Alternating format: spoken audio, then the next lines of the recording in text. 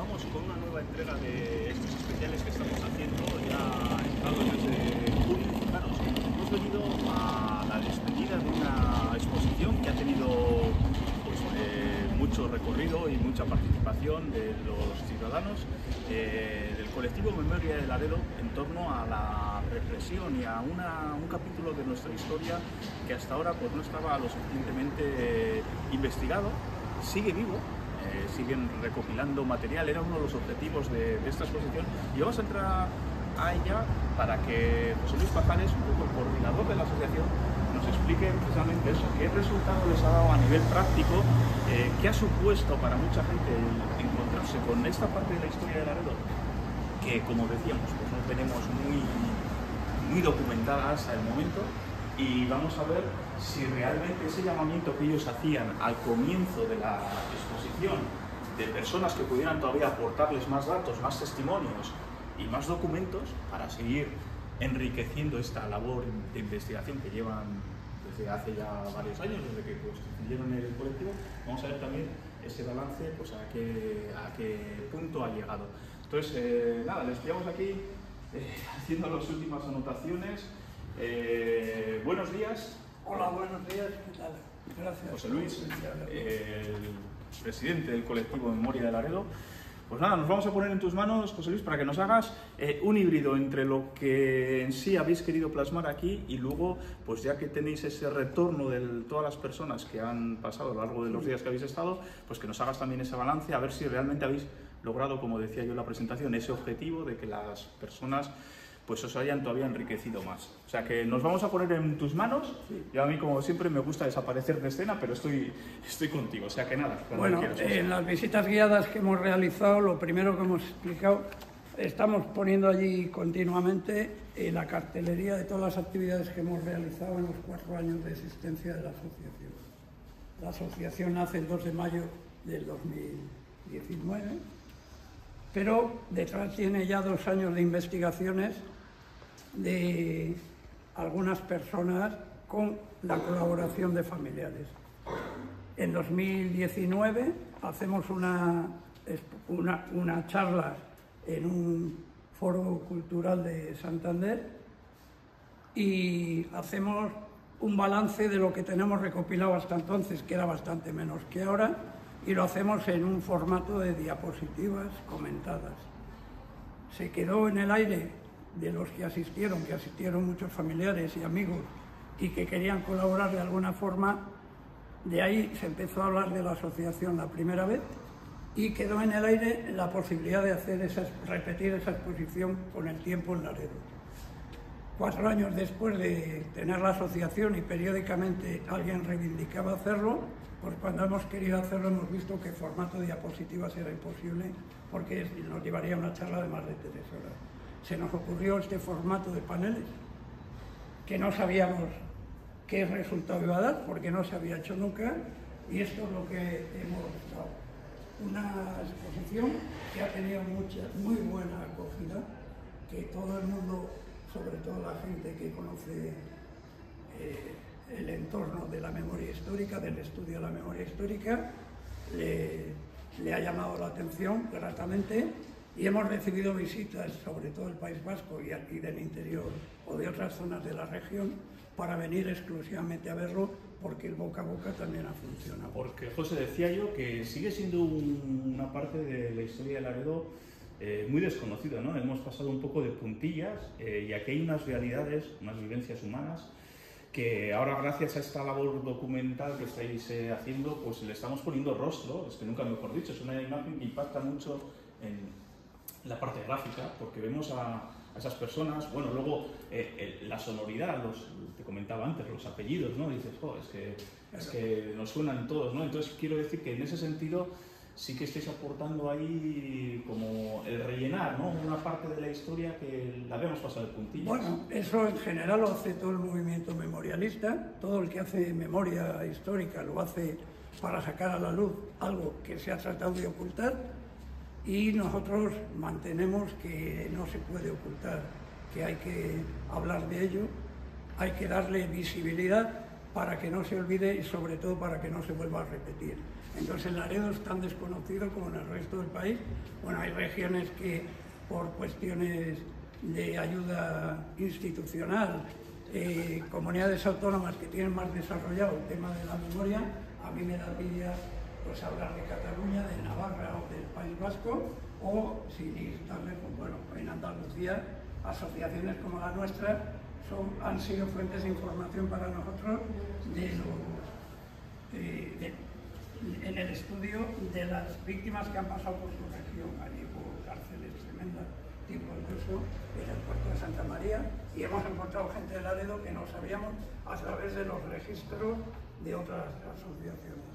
Ese es el objetivo, dar a conocer y sobre todo extender y que se sepa. Es una parte de nuestra historia que no solo no se debe olvidar, sino que se debe resaltar, porque después de casi 90 años se merece.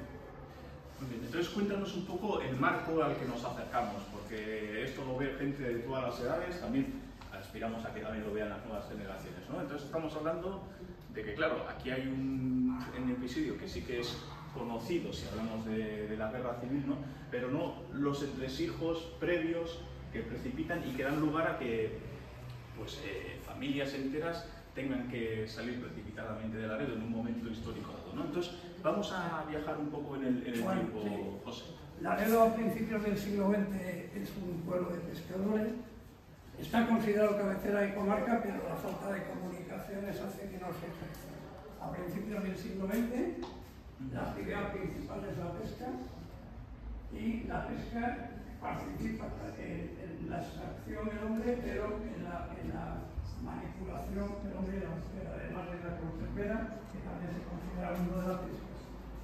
Empiezan a aparecer las grandes industrias. Aquí tenemos una fotografía con mujeres y hombres a bordo desmayando pesca, y detrás una fábrica Salvarrey de diseño, una verdadera obra de arte además, que también se ha perdido, que se ha perdido. Esa es otra parte de la memoria también.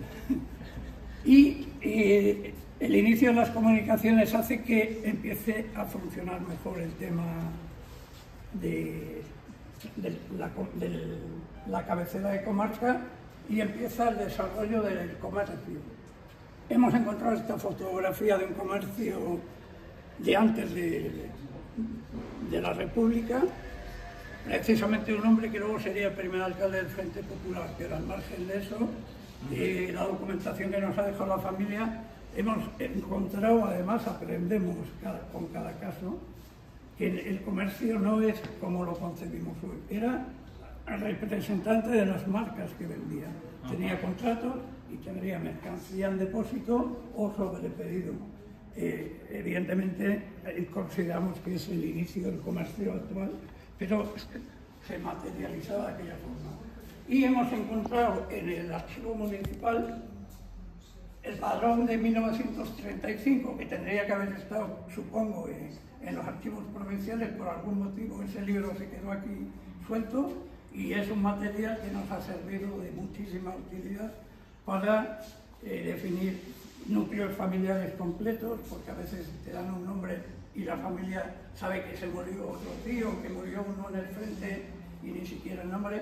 Hay una anécdota, un hombre que su padre no llegó a conocerle, no sabía ni los apellidos porque era acogido en Laredo, y le identificamos en la familia que había acogido. Con lo cual el hijo supo los apellidos. Evidentemente llevaba los de la madre, porque era madre soltera. Hemos recogido algo que es significativo y además es muy visual de cuál era el objetivo de la represión de los que han dado el golpe de Estado. La represión es un acto voluntario para eliminar al contrario, imponerse ideológicamente. Las instituciones democráticas, en el periodo de la República, como había zonas donde gobernaba gente en contra del Frente Popular y en contra no seguía las instrucciones del gobierno, tienen que hacer decaer todas las instituciones que se eligen. En el caso de Laredo, hacen decaer el Pósito de Pescadores, que era la sección de los pescadores, porque la cofradía estaba dividida en dos, la actual cofradía, y los pescadores, a pesar de que hay militantes y que hay gente que es de la CNT en este caso, les hacen también decaer y luego les sustituyen una nueva junta constituida por delegados que nombran los sindicatos UGT y CNT en este caso, que son los que había. Los nombra el delegado del gobierno, pero a propuesta de los sindicatos. Hemos recogido este panel porque se ve claramente que las consecuencias que tiene asumir responsabilidades en ese periodo. Solo el hecho de asumir responsabilidades. Hay algunos que luego están en otras acciones, pero hay otros que no. Incluso en el caso de la cofradía, como el origen ya había gente comprometida, también hay algunos de los que han cesado que van a tener. Pero esta represión se ve claramente en el cambio que se da en el ayuntamiento. No hay elecciones municipales en todo el periodo de la República. El 12 de abril se habían celebrado las que dieron lugar 2 días más tarde a la proclamación y no da tiempo a celebrar nuevas elecciones municipales. Sí que en la ley lo hemos constatado, sobre todo a través de la prensa, porque del periodo de la República, sobre todo del Frente Popular, en los archivos municipales no hay nada. Eran muy inestables, había muchas dimisiones y continuamente el delegado del gobierno, en aquel tiempo el gobernador civil, tenía que estar reponiendo las vacantes y lo solía hacer tirando de las listas que se habían presentado o de los que habían quedado en lugares secundarios, pero hay momentos en que ni siquiera tienen con quién nombrar y lo que hace es nombrarlo un poco en función del resultado que se ha dado en las elecciones últimas. Cuando se produce el levantamiento militar, hay 6 vacantes y lo que hace el gobernador civil es cubrirlo con gente de los partidos propios al Frente Popular. Constituido el nuevo ayuntamiento en ese momento es cuando se elige a Gonzalo Salviejo, un comerciante conocido. Los dos primeros, el primer teniente de alcalde, él era socialista, era comunista. Este hombre, José Arbezu Villaga, no hemos podido sacar mucha identificación de él. El tercer teniente alcalde, Victorino Zumel, también era comunista. Sergio Nates también participa en la cofradía de pescadores. Este va a morir en Argel, deportado por los ingleses a construir las líneas del transsahariano de Marruecos a Orán, y morirá en Orán. Es el padre de Lázaro Nates, el último deportado cántabro muerto en 2020. Y los demás concejales, Nicasio Santisteban Pascua es el padre de Ramiro Santisteban, el penúltimo deportado, también está en Mauthausen con él, y Pedro González tampoco hemos podido encontrar muchos datos. Estos de los 6 que entraron en el primer periodo. Cuando decae el ayuntamiento también decaen estos y vuelven a proponer los partidos y sindicatos, y ahí sí que hay una sangría tremenda. De todos los que han entrado, en el exilio acaban muchísimos. Fructuoso Gutiérrez Seña, un reconocido carrocista que había ganado casualmente las 3 últimas ediciones antes de salir al exilio, tiene que salir con su mujer y una amiga de la familia. Marcelo Cabredo también se exilia, un ejecutado a Garroteville de la CNT, uno de Izquierda Republicana, primer teniente de alcalde, también ejecutado a Garroteville, exiliado Santiago Montes, el famoso pintor y topo durante 8 años, que cuando sale de su condición de topo, cuando sale a la luz, le condenan a 30 años, Mario Sobrado, comunista, fusilado en Ciriego, Gonzalo Salviejo, el primer teniente alcalde exiliado, Florencio está en el frente hasta que cae Valencia y cuando vuelve va a la cárcel, Fusidor fusilado, un maestro muy activo que había tenido gran actividad cultural antes de venir a Laredo y pone en marcha la Institución Libre de Enseñanza, digamos, el plan de enseñanza de la República en el actual Colegio Pepe Alba. Exiliados, veis que prácticamente todos tienen... A todos les alcanzó. Les alcanza la represión. Se producen las salidas cuando ya deciden meterse con el Frente Norte y no como habían hecho hasta entonces, que atacaban, luego se iban a reforzar en Madrid, etc.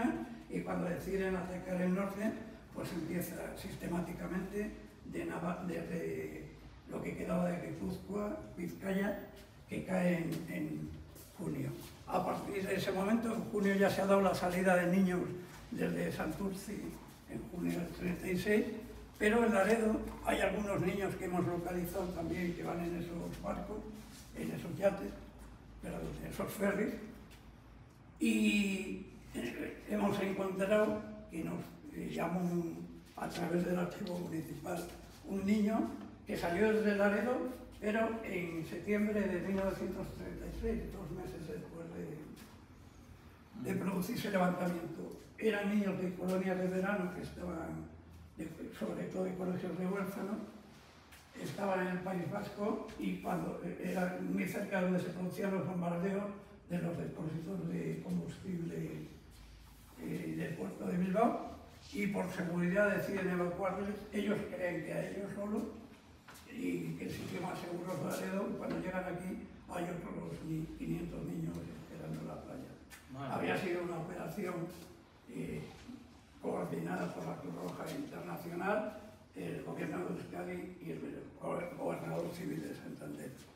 Estos niños pasan vía Francia hasta Lleida y él es reclamado por su colegio de huérfanos porque era el único que estaba mezclado con niños de otros organismos, con unos de Hacienda, y los demás permanecen todo el conflicto, y tenemos constancia de que algunos de esos niños fueron destinados a Moscú, porque no tenían familia, nadie les iba a reclamar. En una visita institucional de niños de Rusia, una mujer comiendo en el Nótico decía que desde allí había salido ella para acabar una cosa. Algo que desconocíamos también, aprendemos con los testimonios que nos dan los familiares.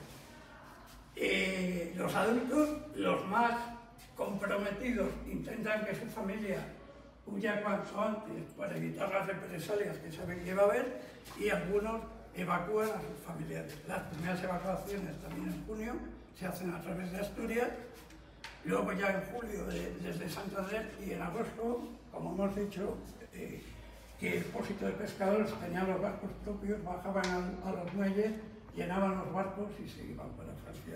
Hemos localizado 280 personas que salieron de Laredo al exilio y fueron a Cataluña. Luego ya vamos a ver que de Cataluña un 80% aproximadamente se van pasan a Francia. Hay un grupo muy destacado que se va como 8 meses después de estar aquí los nacionales jugándosela. Lo recoge la prensa catalana y varios periódicos. Dicen 12 jóvenes, en realidad son 11 jóvenes y un niño, porque iba el hermano de uno de ellos. Y 2 meses más tarde de huir, el juzgado de Marina les busca por un delito de adhesión a 7 de ellos, más al niño. Curiosamente, el delito de adhesión era el más grave que establecieron ellos. De este grupo, 3 fueron deportados, uno de ellos murió en Sachsenhausen, y varios de ellos les encontramos comprometidos con la defensa de Francia en la resistencia francesa o grupos armados.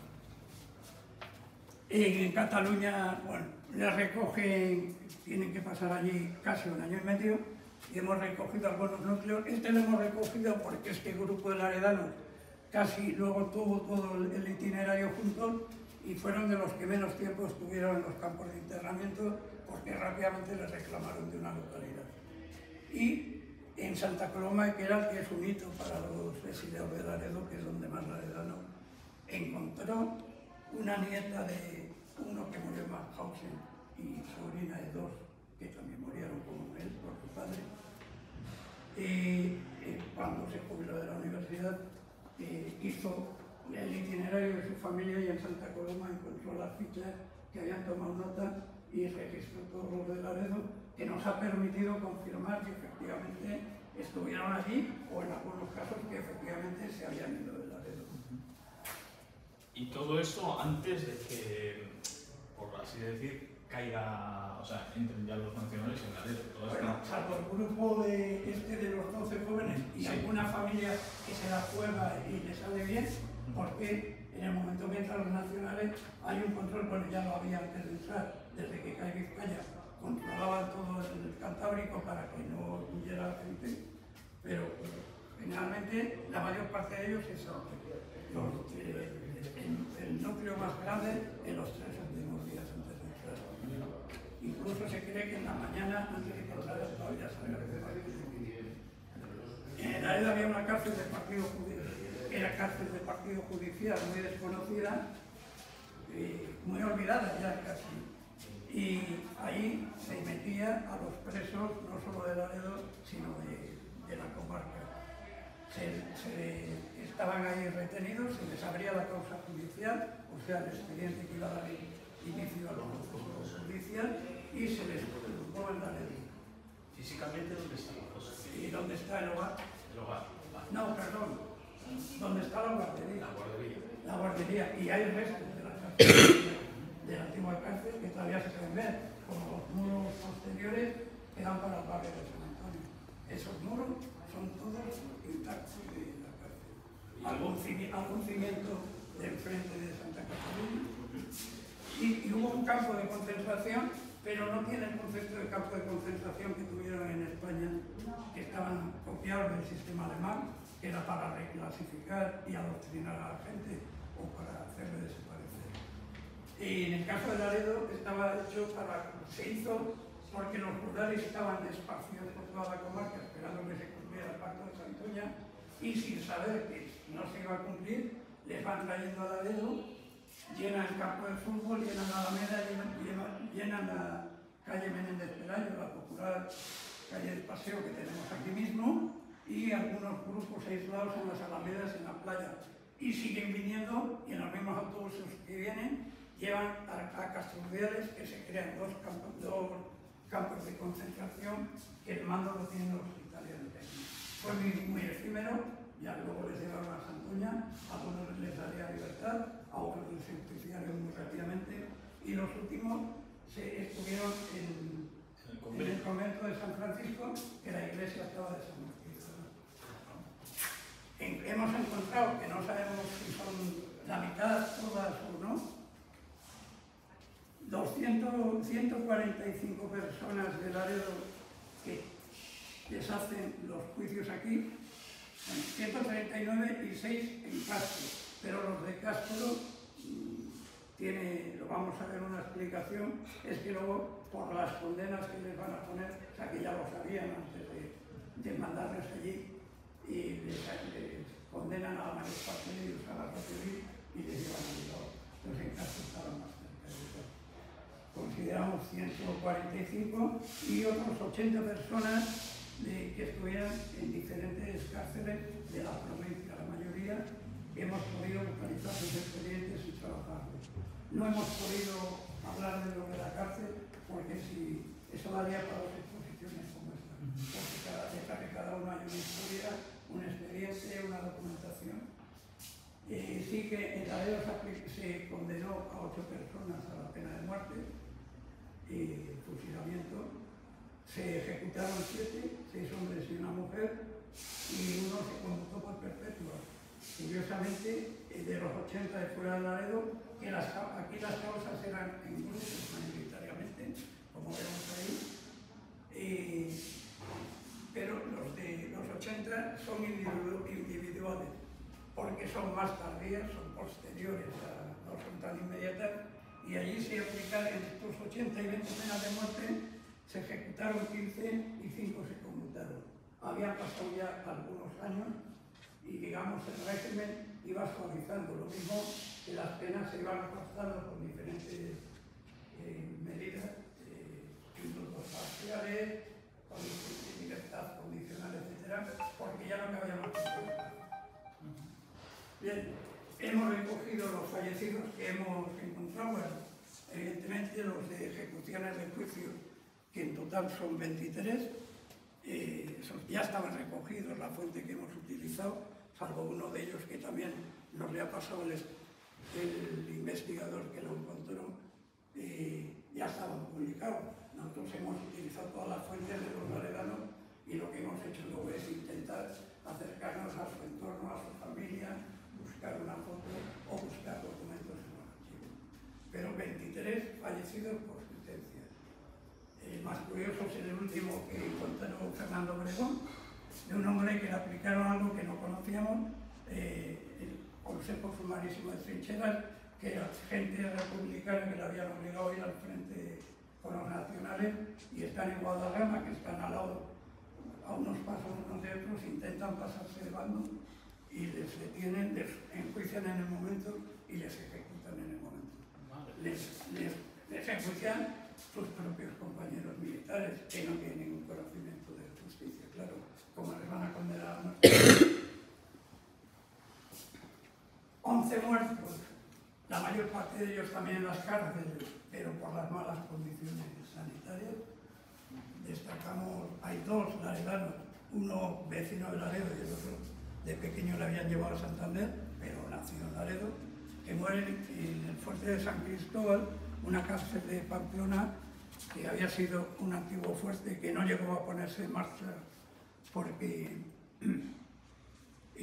apareció la aviación, entonces ya no era algo defensivo, al revés, estaba a la intemperie, y se estrenó como cárcel en la Revolución de Octubre del 34 y los franquistas lo utilizaron como cárcel. Una de las cárceles más duras de España, que produjo una fuga a finales de los años 30 de presos tanto comunes como políticos como milicianos. Y estaba llena, de lo que era el penal, lleno de presos. En la fuga, ahí se habla de unos 900 fugados. Y es la fuga más grande encontrada en toda la historia y también tuvieron consecuencias nefastas. Solo 3 consiguieron llegar. Es el ejemplo que yo ponía antes.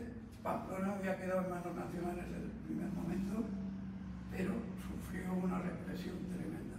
Esta cárcel estaba llena y otras cárceles también. Tenemos algunos que murieron en cárceles de aquí. Bueno, en este caso morían tanto que colapsaron los cementerios del entorno y tuvieron que hacer un cementerio propio que coincidió con un nuevo capellán que se le ocurrió, como tenía muchas botellas de fármacos, licores y elixires, enterrarles con una botella con sus datos personales metidos dentro. Hay un error que no se ha puesto. Por si alguien algún día les buscaba. Tuvo acierto parcial porque pasó mucho tiempo hasta que les buscaron y algunas botellas como la que tenemos nosotros tienen corchos desgastados. La botella que custodiamos en asociaciones del laredano Ramón Lirón, que el nieto nos la dejó en depósito. Y decía que los otros, los que murieron en cárceles de aquí, por falta de tratamiento adecuado, infecciones con una simple inyección de penicilina. La penicilina ya existía, pero debía ser caro para esta gentuza, como les llamaban ellos, y entonces por falta no se lo daban y murieron de una otitis, una gastroenteritis, etc. Y tenemos 3 casos de hombres que no, como pasaban los campos de concentración de otras localidades, que hacían sacas y pasillos. A estos directamente iban a buscarle. A uno que estaba en Valdecilla, que su familia se había exiliado y él no pudo porque ya estaba ingresado, van a buscarle, le sacan y no se supo más. El compañero de cama de al lado, casualmente era de Laredo, cuando volvió la familia del exilio les dijo cómo había desaparecido. Un joven de 20 años que le sacan de casa teóricamente para llevarle al frente, el régimen, el ejército de derechas, sí que trataba bien, pudo tratar bien a sus víctimas y les reconocía, comunicaba a los familiares y les concedía una pensión o indemnización. En este caso ni les comunicaron que había muerto, con lo cual se puede poner en duda que llegara al frente. Y Ángel Clemente cae, cuando cae a Asturias, cae detenido, está en un campo de concentración que visitaban periódicamente falangistas laredanos, varios campos, y le sacan y no se vuelve a saber. Y otros 8 muertos, consecuencia de la deportación, 5 directamente en campos de concentración nazis, Mauthausen, Buchenwald, y padre y 2 hijos, el famoso Thierry, jugador de fútbol que ha estado muy de actualidad en el centenario, que mueren en Sachsenhausen. Y luego Ramiro Santisteban, su padre Nicasio, cuando Francia reclama a los españoles, llega a París, ingresa en un hospital y muere antes de un mes, de consecuencia de la situación en la que sale. Y su hijo mayor, Manuel, tiene mucha añoranza de la madre, y como tenía compañeros catalanes que pasaban la frontera a ver a los suyos, pero lo podían hacer una noche, porque estaban muy cerca, pasa con ellos y en cuanto se queda solo, cae en una emboscada de la Guardia Civil y muere. Y luego el padre de Lázaro Nates, Sergio Nates Ruiz, que es un hombre que no aparece en ninguna publicación de fallecidos por la represión. Él pasa a Inglaterra huyendo de los alemanes y el gobierno de Petén da instrucciones al gobierno inglés que le manden, como he dicho antes, a Marruecos, a las vías férreas. Y muere al poco tiempo de salir, también a consecuencia de lo delicado de su estado. Ahí hemos recogido 2 paneles de todos los excesos que hacían los caciques locales. Todos los casos que se recogen no están basados en ninguna legislación. En 1939, por ejemplo, sale una ley de responsabilidades políticas que a todos los que, incluso algunos que ya han ejecutado, les piden responsabilidades económicas, y de ahí vienen las expropiaciones, etcétera, de los bienes.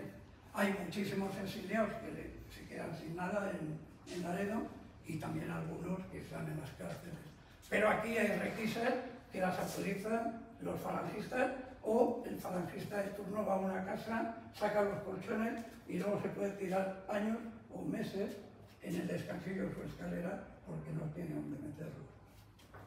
Hay varios casos. Y luego la lamentable situación de mujeres que se las reprime con lo más humillante que es para ellas, que es el corte de pelo, es la degradación como ser humano y como mujer perfecta para anularlas como personas. Hemos constatado que casi todas las mujeres que pasaron por la cárcel de Laredo fueron peladas, porque algunas de estas fueron detenidas que intentaban huir después de haber entrado los nacionales. El padre y los 2 hijos se habían exiliado y la madre y la hija lo intentan y las detienen. Bueno, no las condenaron, estuvieron en la cárcel, las cortaron el pelo varias veces.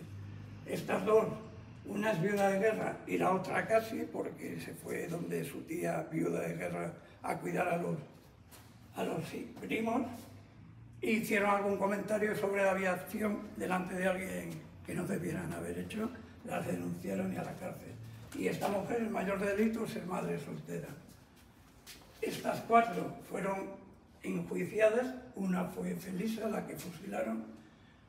Estas 2, una porque su marido estaba huido, al hijo y a ella las meten en la cárcel, al hijo le pegan unas palizas de muerte a ver dónde está el padre, era uno de los participantes en las acciones de octubre del 34, y al final a él le dejan libre y a ella le hacen juicio, pero al final la absuelven.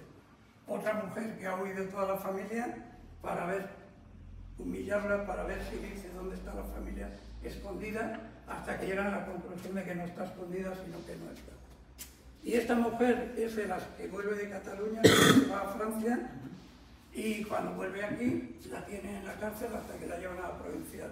La cortan el cero y la pasean varias veces. Para pasearla previamente le daban aceite de ricino. Se da la circunstancia que la llevan a la cárcel, a la provincial de Santander, a ella y al marido, les hacen el juicio 2 años más tarde, al año salen para juicio y se suspenden y esperan un año más y a ella la absuelven, pero se ha tirado 2 años en la provincial más los meses que se había tirado aquí. Y luego un caso que me descubrió Sirena, la de la pescadería, que fui a hablar con ella porque era una de las mujeres que no ocultaban que había sido víctima de estos hechos, y me dijo que el día que a ella solo se lo cortaron una vez, pero que a ella se lo cortaron con 2, que el día de que se lo cortaron a ella eran 12, que me impactó mucho. Hemos conseguido completar la lista. El tema de los topos, que conocíamos el caso de Santiago Montes como el topo que más tiempo ha estado oculto, y tenía pendiente entrevistarme con una mujer que su padre también había estado oculto y al final había estado oculto más tiempo que Santiago Montes en Laredo, además de 1 año y medio en Matienzo, de donde provenía y tenía familia, casi 10 años. Ese, digamos, es un caso nuevo, no estaba publicado nunca. Y luego estos últimos paneles recogen todo el tema del fin del exilio, del acogimiento en Cataluña y el pase a Francia. Bueno, como Cataluña, como decía antes, estuvieron 18 meses, hubo de todo.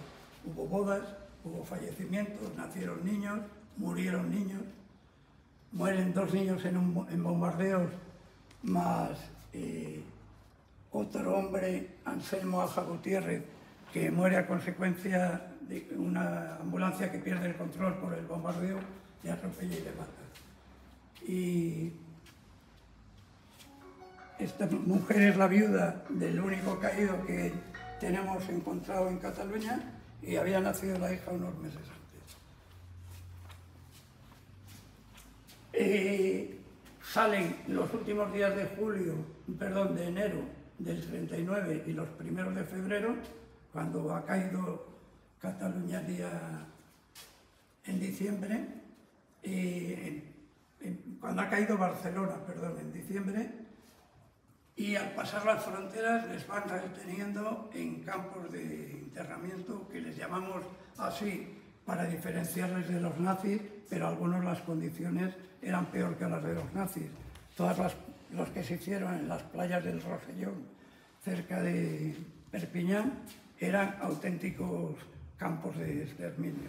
Tenían que, en los primeros tiempos, dormir sobre la arena mojada y aguantar las subidas y las bajadas de las mareas sobre su cuerpo. Hubo muchos muertos. Y teóricamente era solo para milicianos y hombres fuertes y armados, pero también hubo mujeres y hubo niños. En Artier-les-Siermer murió una mujer con su hijo de apenas 1 año y medio, de las condiciones en las que estaban allí.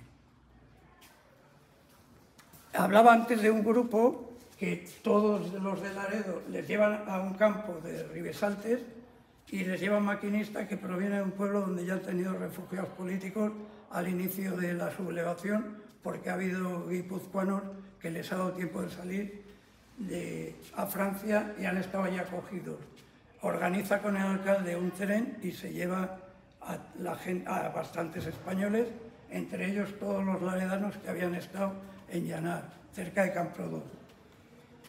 Tiene además una granja y les da trabajo a las mujeres y a las que él no puede dar trabajo habla con otros dueños de granjas que les dan trabajo y pueden reclamar a los hombres que localizan en los campos de internamiento franceses, que era una de las formas de salir, que les reclamara a alguien. Y la forma que tiene para conectar con ellos es buscarles a través de anuncios en la prensa barata, en la prensa popular económica. Por ejemplo, en este caso, buscan al padre de familia, Juan Sommarriba, un responsable de la CNT, a Isabel Rocillo, que es una hermana de la que pone el anuncio, que se ha perdido en la frontera. Entonces, lo ponen para ver si alguien les da información de dónde está. Ahí, en ese anuncio, son todos del pueblo, porque sale el 14 de febrero, o sea, apenas 9 días después de haberse cerrado el paso de fronteras. Y otra gente lo que hace es en el mismo periódico ponen anuncios para que su familia sepa dónde están. Aquí se anuncian todos los de aquel grupo de refugiados que están cerca de Limoges, en Mañana. Todas las mujeres de ahí, y algunas que no sabemos, bueno, algunas de Colindres no las hemos identificado, pero todas han puesto el anuncio, son las de este anuncio. Era una manera de eso. Una forma de que la gente supiera. De hecho, la primera mujer que aquí aparece, que es la familia que más repetida está en las fotografías, estaba la madre con una hija por un lado y su otra hija con sus hijos por otro. Pero ella en casa todavía tenía 2 hijas y la otra estaba en Laredo y se entera por este medio que están allí, va a buscarlas para traérselas a Laredo. Las otras formas que tenían de salir de los campos era alistarse en batallones de trabajadores extranjeros porque en el ejército regular no los dejaban, o en batallones de trabajo que mayoritariamente van a hacer fortificaciones, a reforzar la línea Maginot en el norte de Francia para impedir la entrada de los alemanes, pero una mañana se levantan, los franceses han huido y tienen a los alemanes encima.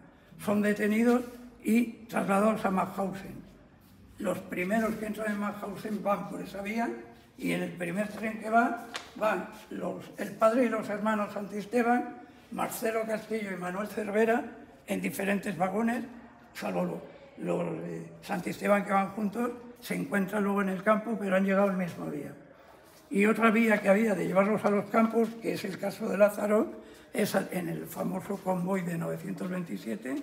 Están en Angulema un montón de españoles, les montan en un tren, no saben dónde les van a llevar, 2 días dando vueltas por media Francia, y llegan a una estación lúgubre y a todos los mayores de 15 años les hacen bajar, entre ellos a Lázaro. Es la segunda forma de entrar en Mauthausen. Y luego ya la tercera es a partir de estar los alemanes en Francia, en la Francia ocupada, dando instrucciones a la policía de Petén, que hacen caza de lo que ellos consideran rojos peligrosos, gente comprometida que o bien hace reuniones políticas o incluso que participan en acciones de boicot a la estancia de los alemanes, y así van el resto de deportados. El padre y los 3 hermanos, el Puente Izaguirre, caen en la misma operación en Burdeos, y también cae otro amigo del hermano pequeño que vivía en la casa de ellos, y la casa de ellos era una fonda en la que además se reunían pues todos los laredanos de su aspecto político y gente con la que habían coincidido en este campo de internamiento en el castillo de Lyon. Se reunían periódicamente y encontramos la documentación de la detención de todos ellos. Todos los de Laredo que estaban, porque Marcos Puente, el jugador de fútbol, estaba cerca de Burdeos, en Arcachón, y todos los laredanos que se dedicaban a la pesca en Arcachón son detenidos. Algunos son puestos en la frontera, otros cárcel, algunos tienen suerte que no les pasa nada. Pero era una operación absolutamente orquestada para detener a todo el entorno de los Puentes Izaguirre. Este hombre, por la época de la detención también, hay muy pocos datos de él, pero también es un detenido político. Este hombre había sido carabinero en el País Vasco, es nacido en Laredo y murió en Buchenwald. Y Francisco Roque es, bueno, Elías, como he dicho antes, Ocejo y Roque son de los jóvenes que han salido en mayo del 38 en ese barco que se la juegan. Son 3 de los jóvenes. Luego hemos recogido otro tipo de víctimas que son los llamados internados políticos, que estuvieron bajo mandato alemán, bajo custodia alemana, pero en cárceles francesas. La mayor parte de ellos eran en campos de tránsito que habían establecido para llevar a judíos y a gitanos, y luego meten también a los peligrosos políticos españoles con el objeto en cualquier momento llevarlos. Izaguirre, un compañero suyo catalán, oye la lista de los que van a deportar al día siguiente y están los dos y huyen por la noche, lo consiguen, y también consigue huir Fidel Martínez, el hijo de las que cortaron el pelo, de la familia de las borrachinas, y este se escapa y se integra en el maquis y se convierte en un héroe porque participa en la liberación de toda la comarca. Es uno de los grupos de maquis más activos. Isidoro Barañano está en el mismo campo que había estado Fidel, pero este no se escapa, este le echan con menos de 40 kilos de peso y más de 40 de fiebre permanente para que se muera fuera. Y salió, consiguió sobrevivir. Es el único laredano que hemos encontrado que se le reconoció la condición de internado político, que era similar a la de deportado y que llevó unas indemnizaciones más tardías y más escasas, pero las logró, mientras que Agustín Tucornal Linares no, y no sabíamos por qué. Preparando la exposición encontramos el campo en el que había estado. No había estado en Francia, había estado en las islas del Canal de la Mancha inglesas, en Jersey en concreto, que tenía las mismas condiciones que los campos nazis. El artículo de prensa que nos llegó a la conclusión de que era allí donde había estado se titula Matarme, que no quiero seguir viviendo así. Y luego 4 laredanos que supuestamente estuvieron en los campos de trabajo voluntarios, pero que tenían muy poco de voluntarios. Primero eran 4 laredanos muy comprometidos políticamente, no creo que hubieran voluntariamente aceptado ir por un sueldo de mierda y unas condiciones horribles, ir allí. Rogelia es hija y hermana de los 3 que murieron en Sachsenhausen, y su propia pareja también había sido objeto de la operación de Burdeos. Pastor Gárate, que había dudas e incluso se había publicado que había muerto en un campo de concentración, sobrevivió al periodo nazi y no fue en un campo de concentración donde estuvo. Era un campo de trabajo en unas bases navales al norte de Alemania, pero por su compromiso político es muy difícil creer que pudiera ir voluntariamente. Había estado detenido también. José Rovira, sabíamos muy poco porque estas familias cuando volvieron se fueron pronto, pero yo conecté con una persona de la familia que casualmente era la hija, y cuando le dije que habíamos encontrado papeles de Alemania de su padre, pues me comentó que un día en un pantano de estos que los madrileños utilizan como playa, había unos catalanes, y hablando con ellos, ella pues, llegó a entender que su padre había estado 1 año y medio escondido debajo de una casa, de una vivienda que utilizaban los bajos como negocio, como frutería, que había estado 1 año y medio en los sótanos escondido. 1 año y medio escondido tiene poco de voluntario, denota poca voluntariedad. Pues sí. Bueno, pues cuando entran los españoles, cuando se libera París y con ella toda Francia, encabezada por los españoles de la Novena, Francia cambia también por los protocolos internacionales la condición de los españoles que viven allí y pasan de ser acogidos a ser refugiados, y viene la nacionalidad francesa para aquellos que la aceptan. Sí, conocemos casos, a los deportados supervivientes de los campos se la habían dado antes, desde el momento que vuelven a París, como reconocimiento a la contribución que habían tenido para que sobrevivieran todos los internos, sobre todo en Mauthausen. Entonces tenemos diferentes documentos de refugiado, que ya supone el tener la nacionalidad, y cuando a finales de los 50 Franco da un indulto parcial,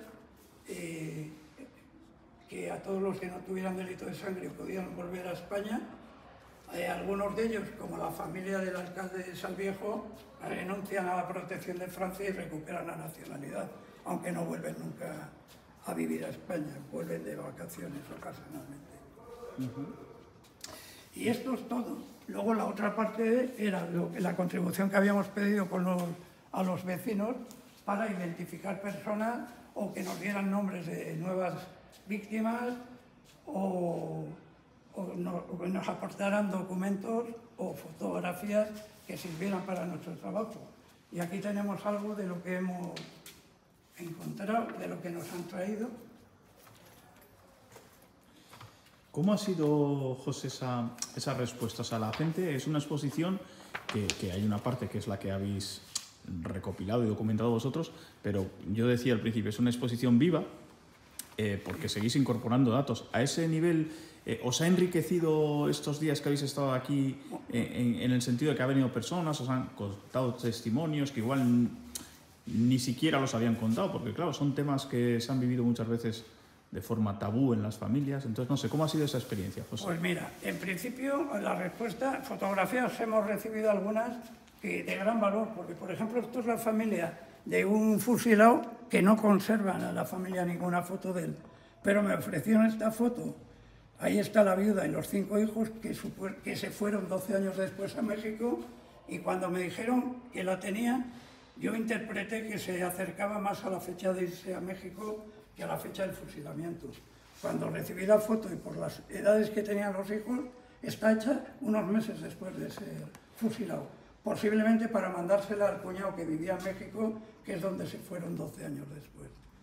Pues para nosotros tiene un valor, porque si volvemos a hablar de Vicente, no podemos poner su foto, pero podemos poner la foto de toda la familia, que quedó marcada para siempre por el hecho.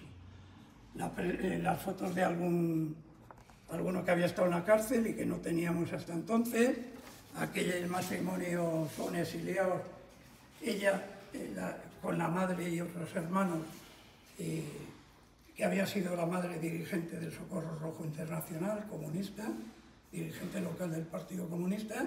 No teníamos absolutamente nada de ellos, y un miembro que había pertenecido a la familia nos dijo que tenía una que estaba muy estropeada. Digo, bueno, pues da igual, es mejor una foto estropeada que nada. Aquel es uno de los casos que recogemos de catequismo local, es ¿Qué bar es este? Eso era el Bar América, que estaba aquí en la calle El Paseo, del que fueron expropiados para hacer el auxilio social. A ver, cuando entran los italianos y crean el campo de concentración, les requisan una parte para despacho de los italianos, de los militares. Y cuando se van a ir, le dicen, señor Sotero, mañana le devolverán esto. Y vinieron y les dijeron, no, en vez de un cacho, nos quedamos con todo. Les dejaron sacarlos en seres, montaron un bar que hemos conocido todos, el Bar América en la Puebla Vieja, pero a un guardia civil no le gustaba, posiblemente porque a algún otro hostelero no le gustaba el éxito que habían tenido, iba todos los días a montar un número a la puerta y vaciaba el bar. El hombre acabó enloqueciendo, perdiendo el sentido, se escapaba de casa con pesadillas por las noches en calzoncillos hasta que pilló una pulmonía y murió. Y luego... Y bueno, y documentos, Sí. una carta de Sergio Nates con todo su destino, con todos los sitios donde estuvo en el norte de África. Lo que nos han traído ayer para digitalizar, lo hemos pedido para digitalizar, nosotros los originales los devolvemos. La revista Hispania, Ramiro Santisteban y Lázaro Nates contribuyeron a la Federación de Españoles Deportados e Internados Políticos, editaban una revista que el director era Lázaro, y nos han traído una colección de números para digitalizarlos, con el compromiso de que si tenemos un local que se pueda exponer, nos lo donarían para la asociación, junto con la máquina de escribir que utilizaron allí, que proviene de Mauthausen. En fin, algunas cosas para nosotros tienen un alto valor, y sobre todo el contacto nuevo con familiares. Hemos encontrado una víctima más, por ejemplo, un hombre que había estado, un militar de de graduación, que Felipe González le reconoció la condición, con un documento que se dio en la época de Felipe González que no teníamos y que hemos pedido ya su expediente carcelario a la prisión provincial. Otro grupo familiar en el exilio de México que desconocíamos y vamos a intentar ponernos en contacto con ellos. O sea, hemos conseguido localizar nuevas víctimas porque esto estamos convencidos que no se acaba nunca. No sabemos lo que hemos encontrado. Si hemos encontrado la punta de la lanza, en el tema del exilio seguro que a través del tiempo irán apareciendo muchas más víctimas. Y José, por y bueno, y ya como colofón, 7 socios más, que es un 10% de aumento, que para nosotros también es importante. Por cerrar un poquito, déjanos ahí pendiente en qué os vais a involucrar ahora una vez que recogemos la exposición, qué siguientes proyectos o retos tenéis entre manos a los que os gustaría pues, poner una conclusión, por así decirlo. Sí, bueno, en principio para nosotros es vital que toda la información que tenemos, que está en mi ordenador personal y en mi casa, lo mismo que algunos objetos, como la botella o fichas carcelarias, reproducciones de fichas carcelarias que no hemos podido traer aquí por razones de espacio, primero a conseguir un archivo más profesionalizado y digitalizarlo todo para darle un tratamiento en una página web donde también pongamos un buscador con el tiempo donde la gente pueda ver los trabajos individuales que hemos hecho, porque nuestro trabajo parte de las víctimas individuales. Entonces, colgarlas en una página donde puedan ser consultadas y sea un buscador como el que tienen algunas instituciones públicas o algunos archivos privados. Y seguir trabajando en el tema de la difusión de la memoria y con esta exposición que tiene también un carácter pedagógico a cómo fue la entrada de los nacionales y que más allá de los nombres que recogemos vale de ejemplo en cualquier caso. Tenemos algún ayuntamiento pendiente de las elecciones del día 28 del resultado para llevarlas allí si siguen los mismos responsables y en el caso de que cambien volveremos a iniciar las gestiones para llevarlas también.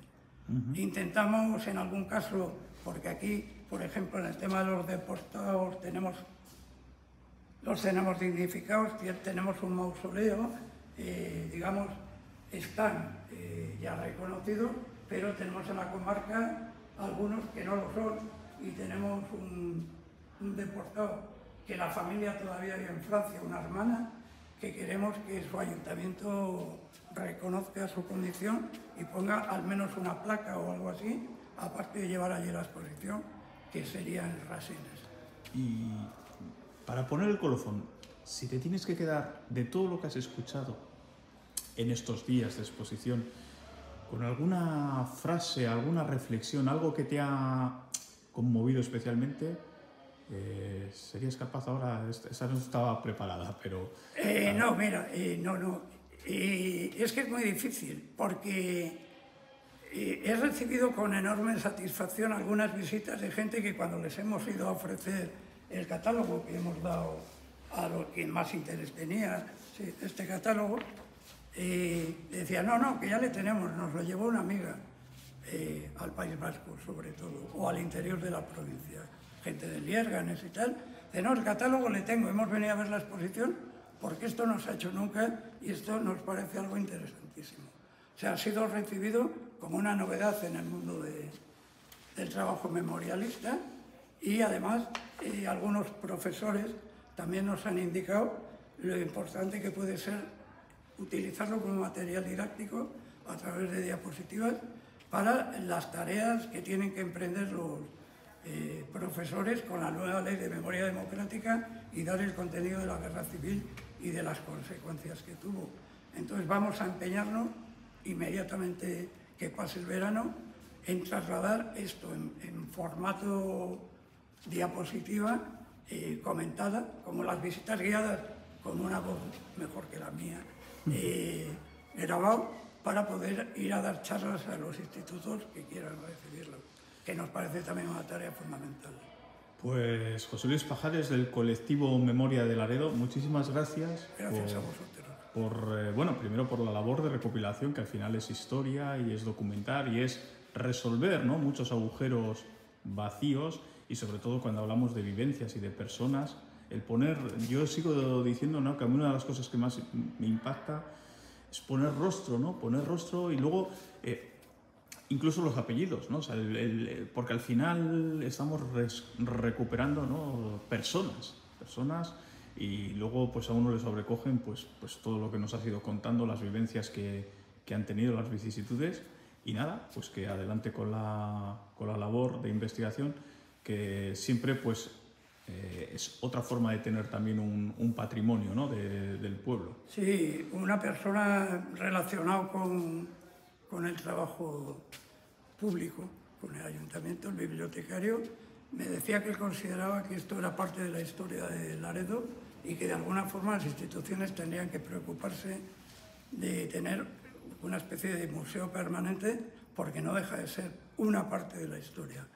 Desde luego sería un objetivo muy ambicioso, teniendo en cuenta que estamos tan en precario, que esto surgió porque la junta directiva tuvimos que reunirnos en mi casa y conecté el ordenador a la televisión, porque a veces no tenemos ni donde reunirnos 7 personas para hacer una junta directiva.